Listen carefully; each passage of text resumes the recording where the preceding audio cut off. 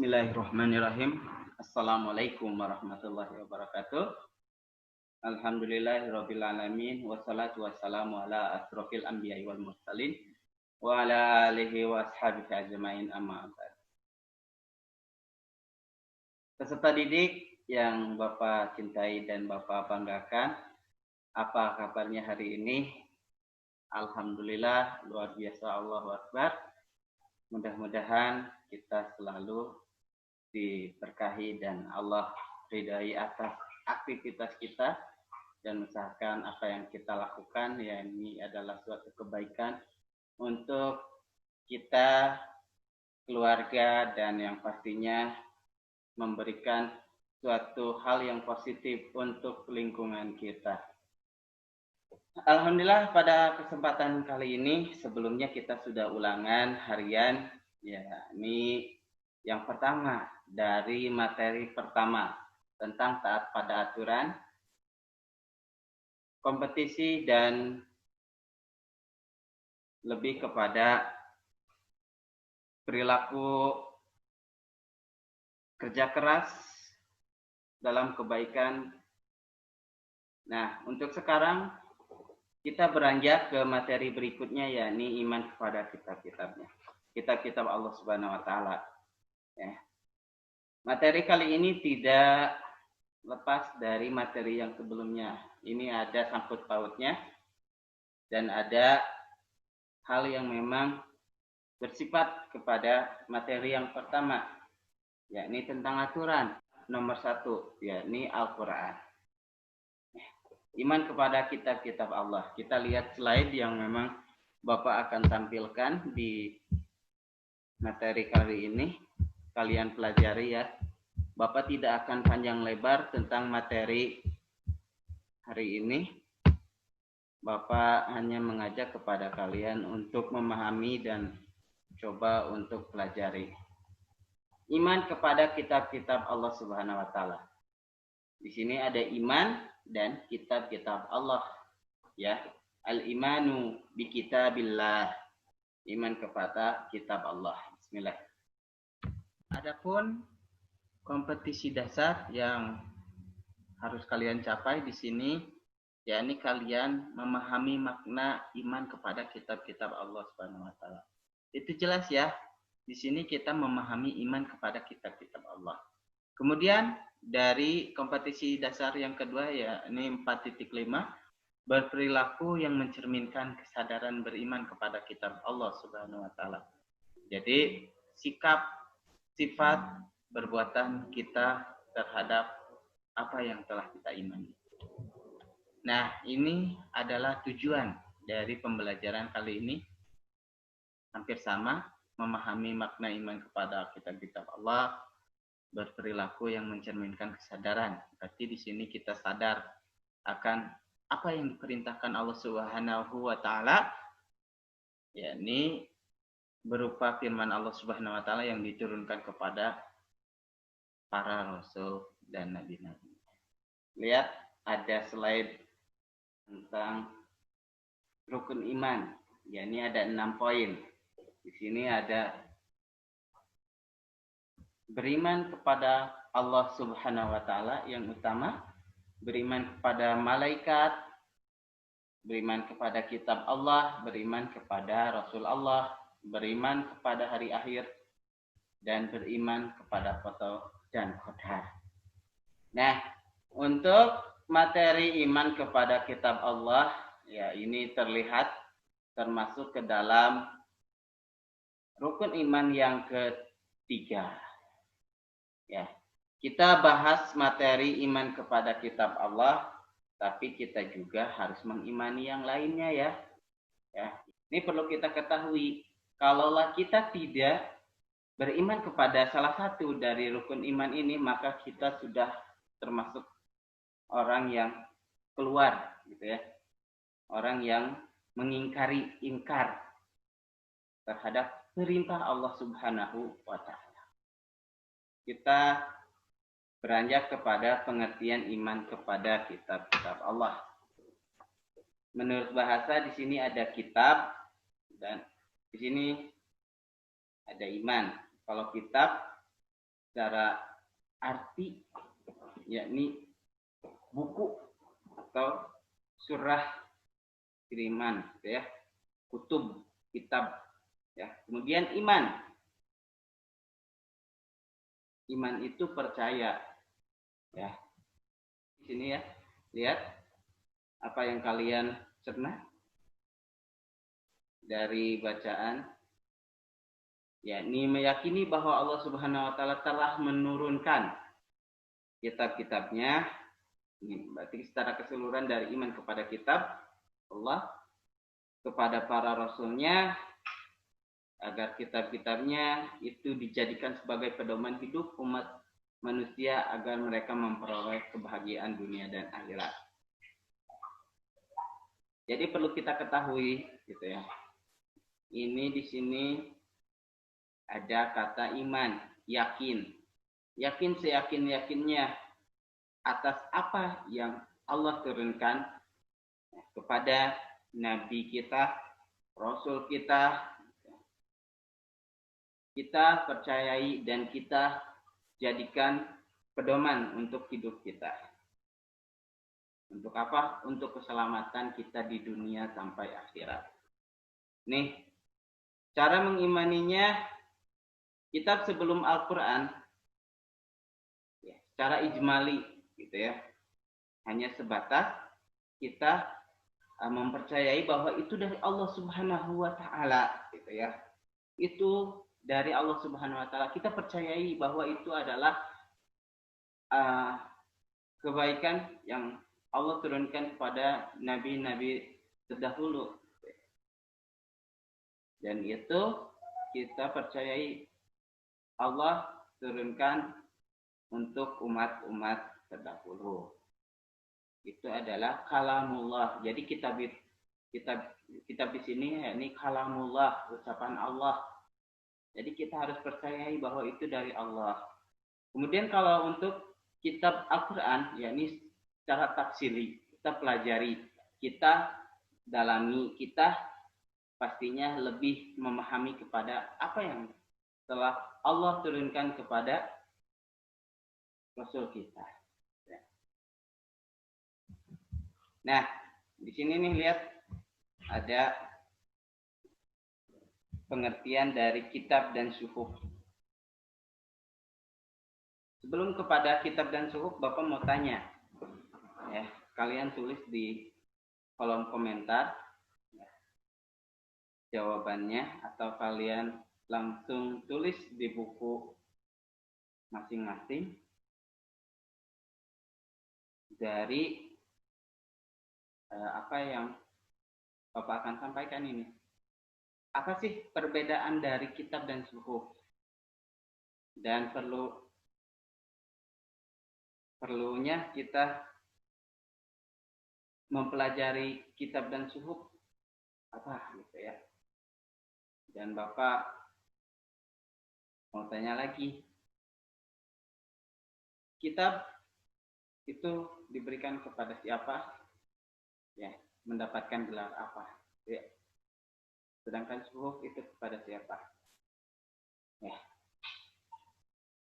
Nah, pengertian kitab dan suhuf di sini, kitab yaitu kumpulan wahyu, ya. Wahyu Allah Subhanahu wa taala yang disampaikan kepada para rasul untuk dijadikan ya, suatu ajaran kepada manusia sebagai petunjuk dan pedoman hidup.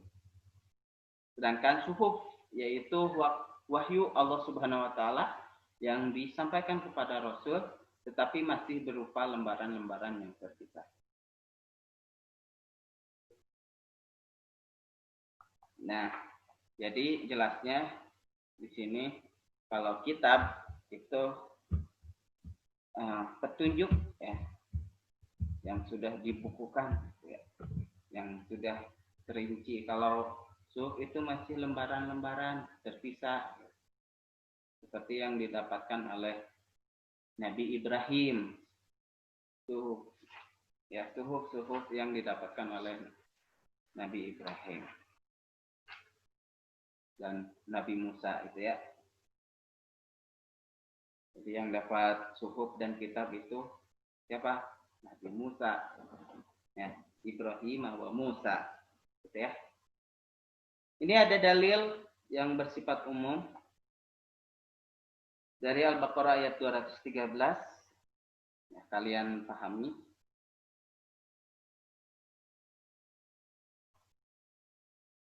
Ya, ini dari Al-Baqarah. A'udzu billahi minasyaitonir rajim. Bismillahirrahmanirrahim. Kana an-nasu ummatan wahidah. Fab'atsallahu an-nabiyyina mubashshirina wa munzirin. وأنزل معهم الكتاب بالحق ليحكم بين الناس فيما اختلفوا فيه. Al-ayah. Manusia itu dahulunya satu umat. Lalu Allah mengutus para nabi untuk menyampaikan kabar gembira dan peringatan, dan diturunkannya bersama mereka kitab yang mengandung kebenaran untuk memberi keputusan di antara manusia tentang perkara yang mereka perselisihkan. Jadi tujuan diturunkan ayat suci, ya, kalamullah, gitu ya, itu secara umum. Sedangkan untuk secara khususnya ada dalil, ya, perintah beriman kepada kitab Taurat. Sungguh kami menurunkan kitab Taurat, di dalamnya ada petunjuk dan cahaya yang dengan kitab itu para nabi yang berserah diri kepada Allah memberi putusan atas perkara orang Yahudi. Demikian juga para ulama dan pendeta-pendeta mereka, sebab mereka diperintahkan memelihara kitab-kitab Allah dan mereka menjadi saksi terhadapnya. Karena itu janganlah kamu takut kepada manusia, tetapi takutlah kepadaku, dan janganlah kamu jual ayat-ayatku dengan harga murah. Barang siapa tidak memutuskan dengan apa yang diturunkan Allah, maka mereka itulah orang-orang kafir. Nah, itu jadi jelasnya yang mengurus dari kitab-kitab terdahulu itu, ini salah satunya yakni kitab Taurat itu, yakni pendeta-pendeta. Kan beda kan dari apa yang disebutkan dari Al-Baqarah ayat 136. Ini salah satunya, ya, katakanlah kami beriman kepada Allah dan kepada apa yang diturunkan kepada kami dan kepada apa yang diturunkan kepada Ibrahim, Ismail, Ishak, Yakub dan anak cucunya, dan kepada apa yang diberikan kepada Musa, Isa, serta kepada apa yang diberikan kepada nabi-nabi dari Tuhan mereka. Kami tidak membeda-bedakan seorang pun di antara mereka, dan kami berserah diri.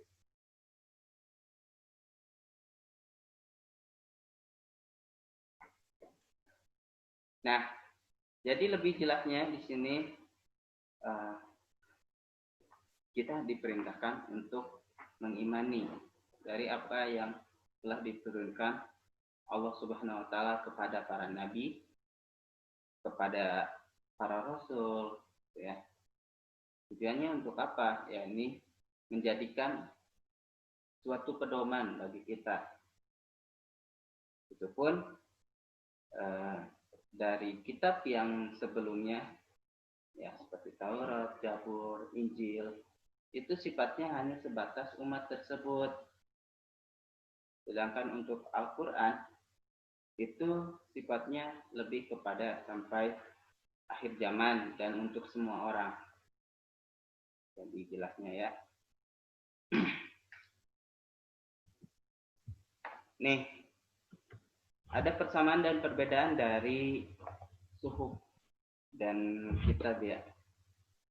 Persamaannya pasti kalian tahu bahwa suhuf itu sama-sama wahyu Allah Subhanahu wa taala, kalamullah, ucapan Allah. Sedangkan untuk perbedaannya, isi kitab lebih lengkap daripada suhuf, salah satunya yakni dalam suhuf hanya beberapa kalam saja, sedangkan dalam kitab itu lebih menyeluruh, dan juga kalau untuk kitab lebih terinci dari permasalahan-permasalahan duniawi, gitu ya, dari permasalahan-permasalahan ketuhanan, dan juga banyak lagi kenabian juga ada di dalam kitab-kitab Allah, ya. Nah, kita ada kitab-kitab Allah Subhanahu wa taala. Di sini ada Taurat, Zabur, Injil, Quran, dan sahifah-sahifah atau lembaran-lembaran, yang mana lembaran itu khusus beberapa nabi saja yang dapat, ya. Kalau nabi yang lainnya itu melanjutkan dari apa yang diturunkan kepada nabi sebelumnya, seperti Taurat dilanjutkan kepada nabi berikutnya, Zabur, ya, maka terhapuslah kitab terdahulu, kemudian terhapus lagi. Nah, Al-Quran ini, gitu ya, Al-Quran ini tidak ada yang menandingi. Kalau Taurat, Zabur, Injil hanya salah satu mukjizat. Kalau Al-Quran itu mukjizat yang sangat tinggi bagi Nabi Muhammad SAW. Ya. Nih, hukum beriman kepada kitab-kitab Allah adalah fardu ain.